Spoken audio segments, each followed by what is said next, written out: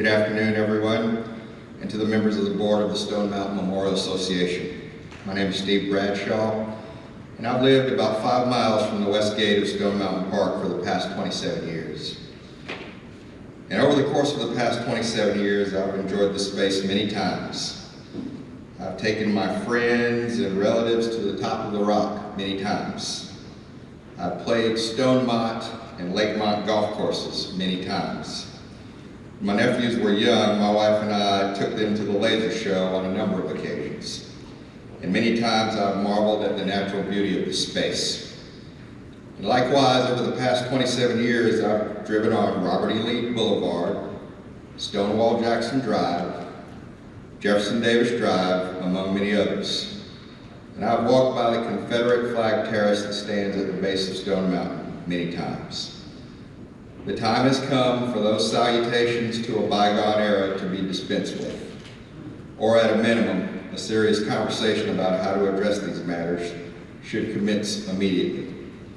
Therefore, today I stand in solidarity with the overall aims and objectives of the Stone Mountain Action Coalition, whose members are dedicated to a more inclusive Stone Mountain Park focused on healing, transformation, and progress. I also support the proposals to be set forth by Stone Mountain Memorial Board Association member, Mr. Gregory Levitt, Sr. In addition to being a concerned citizen, I have the honor of representing District 4 on the DeKalb County Board of Commissioners and serving as that body's presiding officer. But today, I speak for myself. This beautiful space is in my district, just as it is in DeKalb County, just as it is in the state of Georgia. So in the clearest terms possible, let me say that it is time for a change. And in closing, let me say that if DeKalb County and the city of Decatur can come together to execute the necessary legal steps to remove a Confederate monument that had stood on that Decatur Square for 110 years, then surely steps can be taken to make the long and overdue changes to this wonderful space. And I thank you so much for your time and attention. Jeff Coombs, Norwell City Council. I hope I pronounce your name.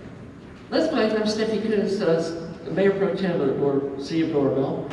And I'm not here today to address the carving on the side of the mountain. I'm here to talk about the street names and the Confederate flags that fly on this property. I grew up in Atlanta in the 1960s, and I personally witnessed the ramping up of Confederate imagery at this park in response to the Civil Rights Act.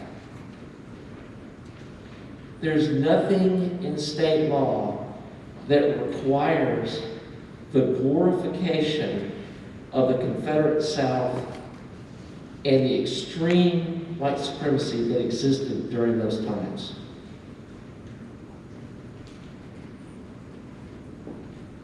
I do feel that it's time for change, and I applaud the actions that you're proposing. I support the Stone Mountain Action Coalition's recommendations. And thank you again for allowing me to speak here today.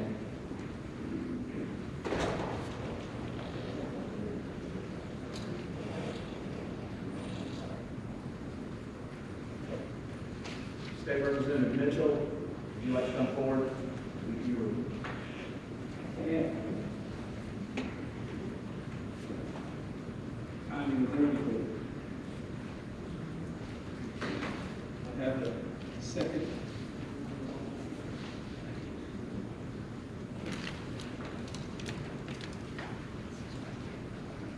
Three minutes, please. Can I defer to the next person to come back after? Yes, sir. You get to the microphone, please. Yeah. Yeah, we'll wait. You can come to the next one. It'll be fine. Thank you so much. Gwendolyn Russell Green, please.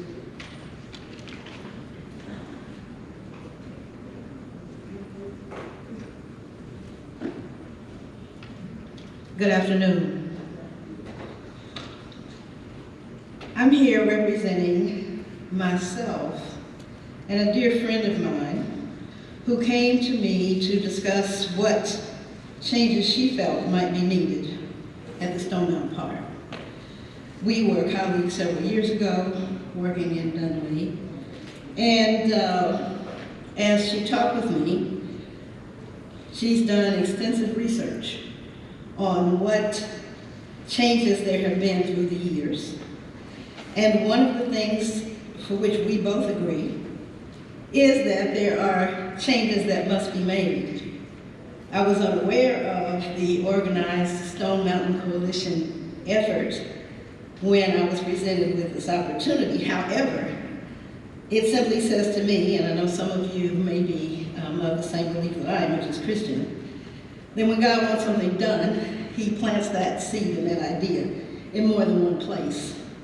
And I believe you can agree that clearly the idea for innovation, perhaps renovation, has permeated in our community.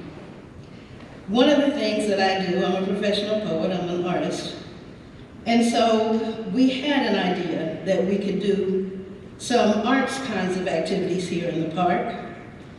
We entitled our idea, If the Mountain Could Talk Memorial, an inspirational, factual, dignified, and even entertaining portrayal of Southern history from the point of view of the mountain. We want you to consider redesigning the visitor attractions. We want to consider even a film being made, a new documentary entitled If the Mountain Could Talk, a Memorial. We definitely want to see some additions, some cultural additions to the things that are still and have been in the mountain area of the park for such a long time. So we want to bring forth what the mountain might have to say about the native people who were here as the mountain was coming to be. The African American people who on the hot granite helped to form some of these things that we see today. And so, additions is what we're proposing, things that can enhance the story, as the stated mission of the Stone Mountain Park is to present a view of Southern history. So many of us, many of you in this room are a part of that Southern history. I'm a Northerner, but as a history major at Purdue University, I took many courses on the history of the South, Civil War, Reconstruction, not knowing that I would end up here, but I have been here now since 1982. And so I care about this community.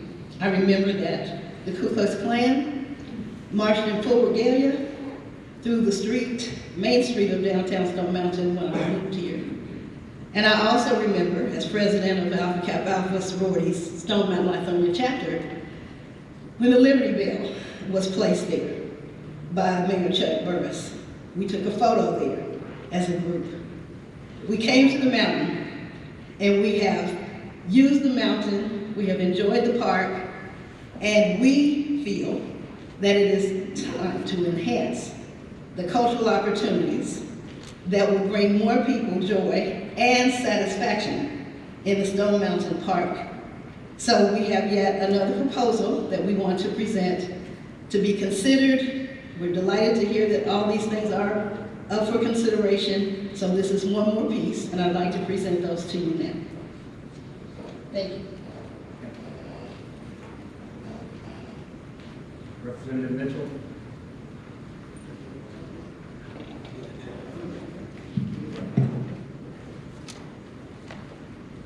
Good morning.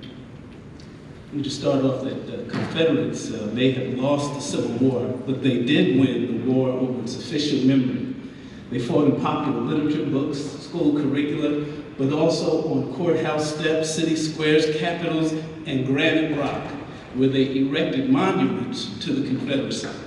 Americans are now confronting the propriety of celebrating those who, by law, committed treason in the name of preserving slavery and subsequently Jim Crow.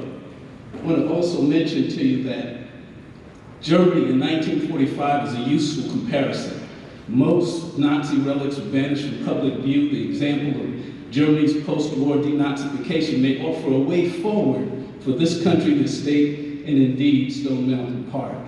We deceive ourselves when we perpetuate the myth of Confederate innocence, the idea that there were good people on both sides who fought for distant abstractions and then came together in goodwill.